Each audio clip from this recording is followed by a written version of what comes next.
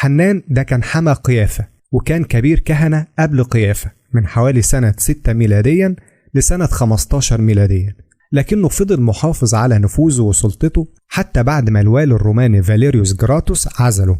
يعني حتى بعد ما اتعزل رسميا، حنان كان لسه شخصية مهمة في أورشليم، وكتير من الناس كانوا لسه بيقولوا عليه رئيس الكهنة أو كبير الكهنة، وهو استغل علاقاته العائلية كويس علشان يحافظ على سلطته، وده كان عن طريق صهره قيافة و5 من ولاده اللي بقوا كمان كبار للكهنة. واستمرار نفوذ حنان بالرغم من انه ما كانش ماسك المنصب الرسمي بيوضح قد ايه كانت العلاقات والسلطة العائلية مهمة في القيادة الدينية اليهودية في الوقت ده. ولما قبضوا على المسيح، أول مكان ودوه عنده كان حنان علشان يستجوبه قبل ما يودوه لقيافة، وده بيبين إن حنان كان ليه دور وسلطة في بداية الأحداث. حنان كمان كان من ضمن الناس اللي اضطهدوا بطرس ويوحنا بعد ما تم شفاء الرجل الأعرج، وهو وقيافة استجوبوهم وحاولوا يمنعوا انتشار الإيمان بالمسيح. أما بالنسبة لموت حنان فما فيش معلومات تاريخية كتير.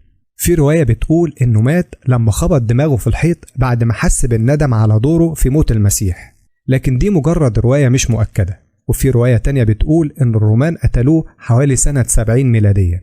الروايتين دول عن موت حنان، واحدة بتقول إنه حس بالندم، والتانية بتقول إن الرومان قتلوه. ممكن يعكسوا وجهات نظر مختلفة عن شخصيته وعن عواقب أفعاله. في النهاية حنان كان شخصية ذكية ومؤثرة، وفضل محافظ على سلطة كبيرة في القيادة الدينية اليهودية لسنين طويلة، وكان ليه دور مهم في الأحداث اللي حوالين صلب المسيح والمعارضة المبكرة للمسيحية.